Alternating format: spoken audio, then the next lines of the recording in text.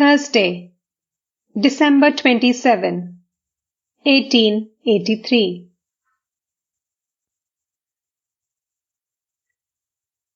The temple garden was filled with sweet music of the dawn service, which mingled with the morning melody from the Nahabat.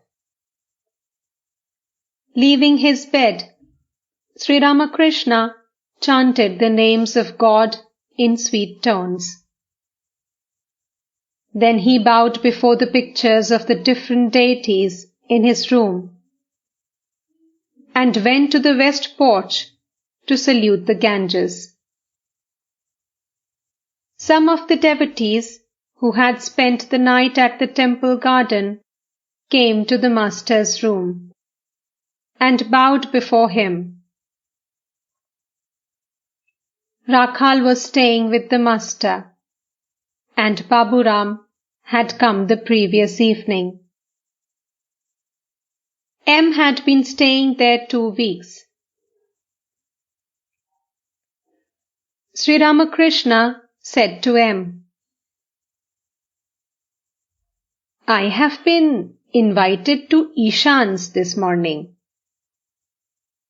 Baburam will accompany me, and you too." M made ready to go with the master. At 8 o'clock, the carriage hired for the master stood waiting in the front of the Nahabat. On all sides, plants and trees were in flower, and the river sparkled in the sunlight of the bright winter's day. The master bowed once more before the pictures. Then, still chanting the name of the Divine Mother, he got into the carriage, followed by M and Baburam.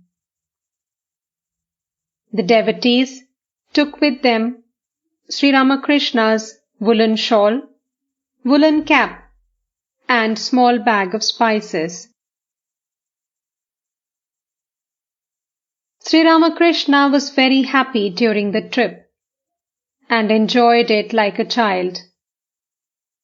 About 9 o'clock, the carriage stopped at the door of Ishan's house. Ishan and his relatives greeted the master and led him to the parlour on the first floor.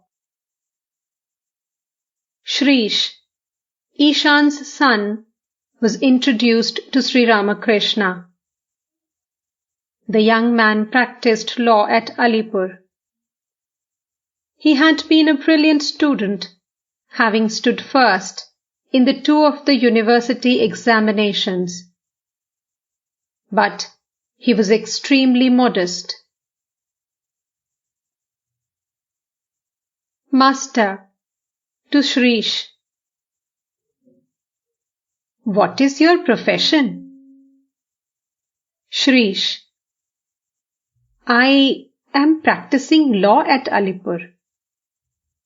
Master, to M, "For such a man to be a lawyer?" To Shrish, "Well, have you any questions to ask? Perhaps you want to know how to live unattached in the world? Isn't that so?" Shrish, "Under the pressure of duties, people do many unrighteous things in the world. Further, some are engaged in good work and some in evil. Is this due to their actions in previous births? Is that why they act this way?" Master, "How long should a man perform his duties? As long as he has not attained God. Duties drop away after the realization of God. Then one goes beyond good and evil. The flower drops off as soon as the fruit appears. The flower serves the purpose of begetting the fruit. How long should a devotee perform daily devotions such as Sandhya? As long as his hair does not stand on end and his eyes do not shed tears at the name of God. These things indicate that the devotee has realized God. From these one knows that he has attained pure love for God. Realizing God, one goes beyond virtue and vice. I bow my head, says Prasad, before desire and liberation, knowing the secret that Kali is one with the highest Brahman. I have discarded, once for all, both righteousness and sin. The more you advance towards God, the less He will give you worldly duties to perform.